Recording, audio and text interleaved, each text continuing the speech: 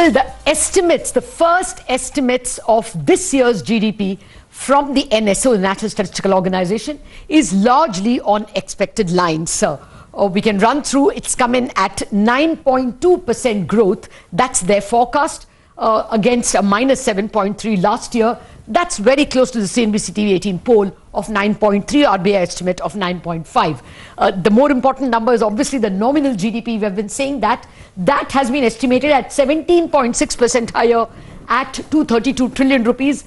Again, the CNBC TV18 poll was also 233 trillion. So entirely on expected lines. Let me quickly run you through the breakup. Agriculture 3.9, over a 3.6 last year. Very good numbers. See, all the manufacturing sectors have done well. Manufacturing up 12.5%, more than making up for last year's cut of 7.2%. Electricity more than making up for the 1.9% last year.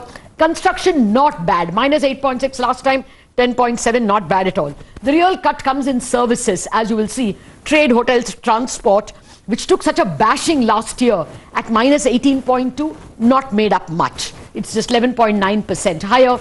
Finance, okay, finance and real estate. Real estate must have helped a bit, up 4%. This is largely government and personal services like, education, hospitals. That's also done quite well compared to last year's cut. We can also look at GDP from the consumption angle. And from the consumption side, 6.8% growth in personal consumption is rather bad, not made up for last year's fall. Government consumption has done well, it's come to the rescue, and capital formation very good at 15% more than makes up for last year's cut. So what are my key takeaways from this? For me, the biggest takeaway is that the nominal GDP itself is higher by about 4.2 compared to what the budget estimated. So now 6.8% of this was the fiscal deficit. If you look at it at 6.8% of the larger number, then the government gets to spend about 65,000 crores more without flouting the fiscal deficit cap of 6.8%. That's important. The second big takeaway is that the real GDP at 147 trillion is back to FY20 levels. FY20 we did 145 trillion. But per capita GDP is at 1.07 lakh rupees per Indian. Now that, while it is higher than last year's 99,000 odd, it has not yet come back to the FY20 levels. So per Indian, we are earning less than before COVID. Taxes are actually higher this time. We know that from the fiscal data. So I won't be surprised if the actual GDP comes in higher, because GVA plus taxes is GDP. It's possible that we will get an upside surprise to GDP. And finally, the biggest grouse I would have is personal consumption is still lagging rather bad, not made up for last year's slowdown or last year's cut, but capex is good, and we may take some hope from that. Well, with those details, let me now invite our guests. Joining me to discuss the numbers, Dr. Pranab Sen, who was former chairman of the Statistics Commission, Dr. Sudipta Wundal, the senior advisor at the NCAER, and Nikhil Gupta, the chief economist at Motilal Oswal Financial Services. Gentlemen, thank you very much indeed for joining us. Well, Dr. Sen, to start with you, good news at least because the government can spend more. The nominal GDP is much higher than what the budget estimated. Yes, I mean, good news in the sense that the government can spend more. Bad news in the sense that the government had actually forecast the inflation to be at 4.5%, whereas what it actually turned out to be was more than 8.5%, around 8.5%. So, I mean, good news for government, not so good news for the rest of us. Yes, sir. Actually, since you touched on that, I thought I'll come to that later. I thought I'll stick to first the government finances. But Dr. Wundal, I mean, that is a little painful. I noticed that the GDP number has come back to FY20 levels, but per capita real GDP is still 1,000 rupees less than what the average Indian was earning or what the per capita income was 2 years ago. Does it show that somewhere there's more pain? Yes, certainly. But first, let me congratulate you for an excellent summary of what the numbers are presented as. Really well balanced and quite impressive. On your specific question, yes, absolutely, and that is why you see that the one component of final demand, which has not caught up with where we were in 2019-20 is actually consumption expenditure. Because that's why the per capita income has not caught up, so consumption is down.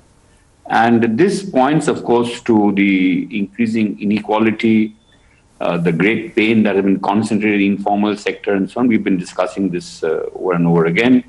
And so this is very much along the expected lines. Okay. Yes, I mean, Dr. Sen, just to come back to you, we don't, the CSO, you would know this much better since you headed it as the chief statistician, usually estimates the informal sector from the formal sector. So would you say actually the pain of the informal sector is even more than what the GDP numbers are indicating? That's almost certainly the case. But Latha, you also have to remember something else. This is the first advance estimate. And the first advance estimate, unfortunately, has the disadvantage that the CSO only has data for 2 quarters of the fiscal. And the remaining 2 quarters are being projected. Right? So the likelihood of error is much higher. The second advance estimate is better, which will come at the end of the month, because there you have data for 3 quarters.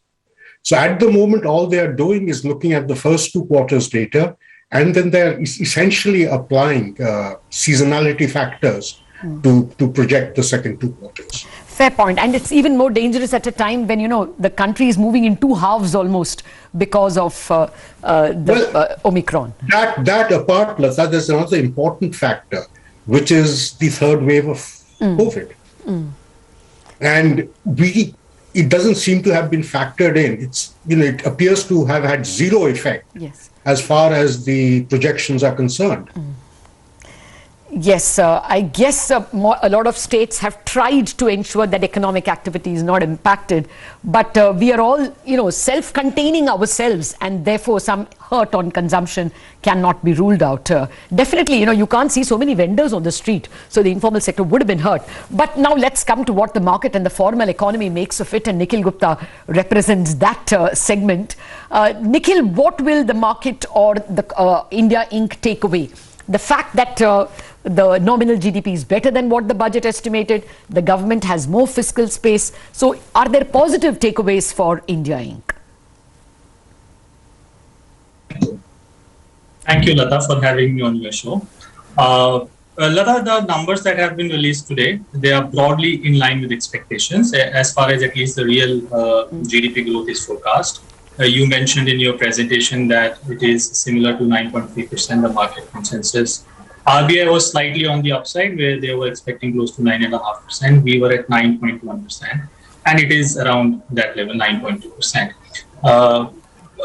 What I think, which you touched upon in your beginning presentation, what would be more interesting to note is if this higher GDP, which is the denominator for fiscal deficit to GDP ratio, if it allows the government to spend more in the remaining of FY22.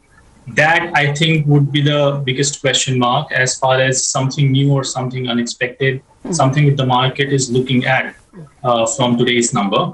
Where I believe I'm not so optimistic that the government would be able to spend much higher than what the budget estimates are. And that is why I think broadly there is not much to read from today's data as far as the market is concerned. Fair enough. But Nikhil, the other number that even Dr. Mundal referred to, personal finance, personal consumption, quite disappointing at 6.8. I mean, even our poll threw up a slightly better number. But this is not making up even for last year. Is there any even more negative takeaway for, consumer staples, goods like goods heavily dependent on mass consumption? Right. So, Latha, again, within the household sector of Indian economy, it's divided into 2 parts. One is the affluent household sector or the affluent class, which has actually benefited out of whatever we have seen in the past 2 years. And then there is the rest of the household sector, which we classify as MSMEs or the vendors who talked about, which is seriously affected. So we have done some analysis wherein we are pretty confident that the household sector has been severely affected in the COVID. Although, as I mentioned, there is one section within the household sector which has actually benefited. It is similar to what we are seeing in the corporate sector. The listed corporate sector has benefited. I mean, the financial position of listed companies is the best we have seen in the past many years. But the unlisted corporate sector or the aggregate corporate sector has actually weakened during the past 2 years. So similar is the situation in household. And then when we talk about the economy, of course, these unlisted corporate sector, the unorganized household sector, they are much bigger in terms of their contribution to the real economy.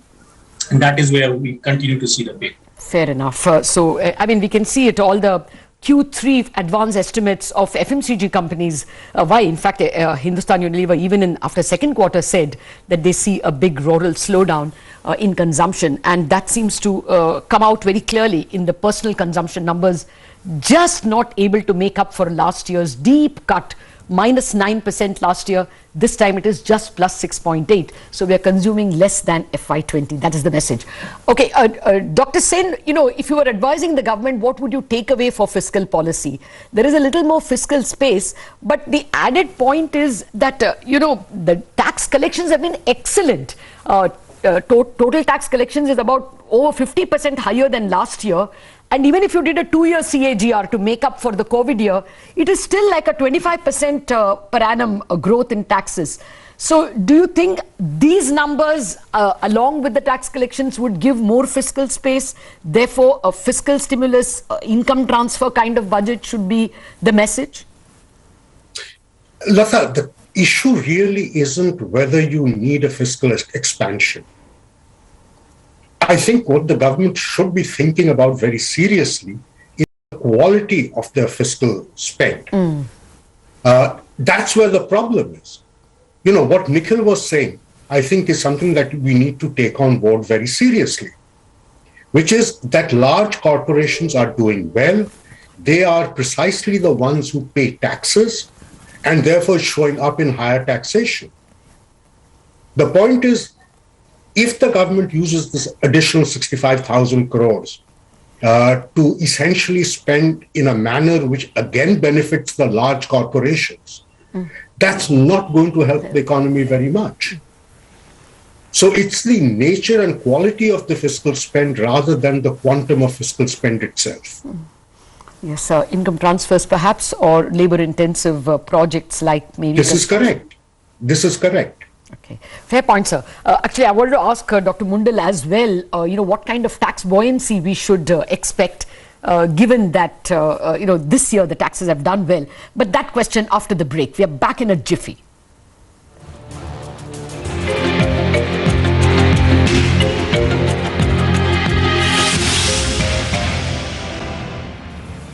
Welcome back to our special discussion of this year's GDP estimates put out by the National Statistical Organization. We've been discussing these numbers with economists Pranab Sen, Sudipta Mundal and Nikhil Gupta. Dr. Mundal, to you, do you think the fiscal space is higher this year, obviously because the nominal GDP has come in higher, but the tax collections are excellent in the current year. Can the government assume a similar tax collection next year? I guess the only fly in the ointment is that the duties on fuel have been reduced. So next year that might tell, but otherwise do you think there is more fiscal space? Yes, I think there are two factors underlying this. On the direct taxes side, it is, the fact that the organized sector, the corporate sector has been doing very well. And that is what is reflected in the high direct tax receipts. On the indirect taxes side, I think a lot of the initial problems of a botched rollout have now, been sort of ironed out. And so we're also seeing very buoyant growth of GST and so on, and that is likely to sustain. Now, for the next year, obviously, when you have this very high growth in tax revenues this year, there will be, the base effect will be a drag on growth. But in terms of levels, I expect that it will be quite buoyant. So I am quite optimistic in terms of the tax revenue side of the story. And non-tax revenue, another thing we can discuss separately. But the main thing I want to emphasize, and it's not just me, economists have been saying it a long time, but the previous outgoing president of CII in his last speech had emphasized this, and the new president just yesterday has again been emphasizing this, that you must help consumption growth. And you can see why. Because ultimately it's the market that drives their profits. And with consumption being so depressed, they're also worried about it, and they're saying that this must be increased. So my point is that given the buoyancy on the tax revenue side, I think we should try and maintain a fairly high growth of expenditure in order to sustain the recovery. And you can do this, this high revenue enables you to do this without breaching your fiscal consolidation or your fiscal deficit target. So that's, we're really sort of, lucking out on that. Fair point. And actually, besides the outgoing CI and the incoming CI president, I think all of you three economists on the panel are also referring to the same thing. Okay, I think I've been asking you two pointed questions. Let me ask a blank check question to all of you. Dr. Sen, what are your key takeaways from these numbers? The government will use this as the basis for the budget. But first of all, I think the government will take a great deal of solace from these numbers and will, unfortunately, I think, interpret them in a manner which would suggest that this momentum will continue into the next year. In my opinion, that would be an error. There are very large downside risks. Nikhil's talked about some of them, and the third wave of COVID, we really don't know what kind of policy reactions different states and territories will do. But it certainly is going to have a downside problem. So using these for forecasting next year, I think, is seriously problematic. And I'm almost certain that the momentum cannot sustain. Okay. So they would have to be a little careful in that direction. Okay. On later date, we should discuss potential growth then of the economy. But yes, the base effect would be there. I'm hoping the upside is that we don't have to spend on vaccines and we won't lose to another wave. But we live in hope. Nikhil, key takeaways. Yes, Latha, as I mentioned, there was nothing very interesting or surprising in today's release. And just because nominal GDP was better than what the budgeted numbers were, I don't think it is any reason to believe that the government will come and spend more. In fact, in the first 8 months of FY22, every month, the total receipts and tax collection has been much better than anticipated. And still in the first 8 months, government spending has been disappointed. Yes. And that is why I mentioned at the beginning that, just to give you one data point, even if we do not consider, we do not include LIC disinvestment this year, and we believe that probably disinvestment will be only about 25,000 this year instead of 1.75 lakh crore, which was budgeted. Even then, the government total receipts, which means only the net receipts that will accrue to the central government, there will be an overachievement of more than 2 lakh crore, 2.2 lakh crore to be exact. Right. Now, whatever data we have as of November 21, if the government is able to achieve its budgeted spending, plus 2.2 overachievement on the receipts, then it will be able to meet its fiscal deficit in absolute terms. But in order to achieve that, in the first 8 months, the government has spent only 56%. Of this annual spending, which used to be 68 to 69% in FY17, FY18, FY19. So either there is some restrictions that I'm not aware of, or there is some mystery why the spending is not growing at much faster pace when everything is falling in line for the government to spend more this year. So that is why I said that. Yeah, I take your point, Nikhil. We keep asking corporates that come on the channel, what are your execution expectations?